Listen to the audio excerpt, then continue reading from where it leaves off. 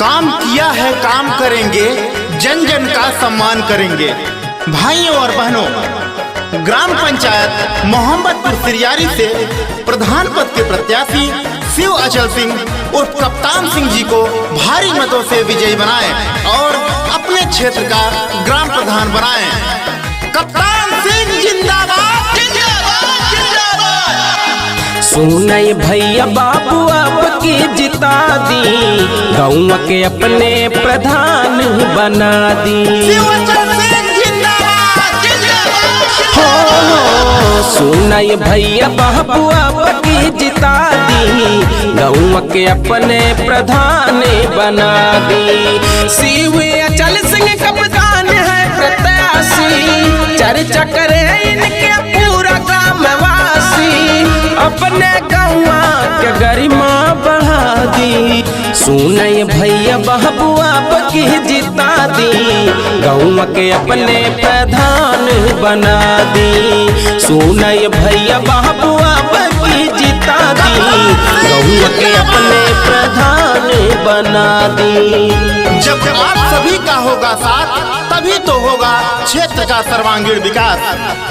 जी हाँ, श्री शिव अचल सिंह और कप्तान सिंह जी को इस बार जरूर जिताएं, ताकि आपके क्षेत्र का हो सके सर्वांगीण विकास। कप्तान सिंह जिंदाबाद जिंदाबाद जिंदाबाद।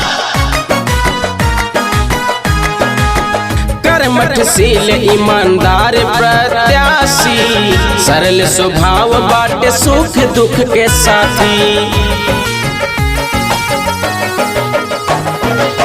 गाँव के विकास होई पूरा काम हो, सर्व समाज के करीला सम्मान हो। जब तक मिली ना आप सबके साथ हो, बिन सहयोग नहीं होई विकास हो।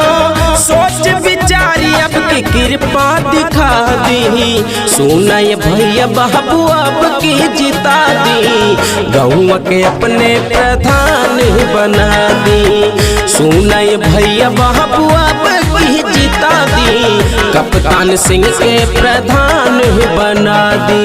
सदैव सर समाज की हित की बात करने वाले कर्मठ संघर्षशील व ईमानदार प्रधान पद के उम्मीदवार श्री शिव अचल सिंह उर्फ कप्तान सिंह जी को भारी मतों से विजयी बनाएं और अपने क्षेत्र का ग्राम प्रधान बनाएं।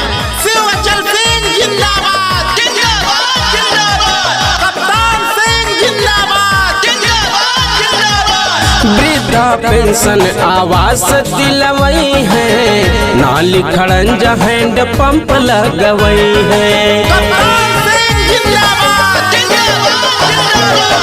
सरकारी योजना के लाभ सब उठावा, सब जन मिल हमरा के जितावा।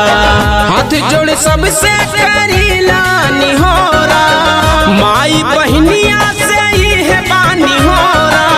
भारी मतों से हमके विजयी बना दी, सुनई चाचा चाची हमके जिता दी, गाँव के अपने प्रधान बना दी। सुनई माई बहनी हमके जिता दी, गाँव के अपने प्रधान बना दी।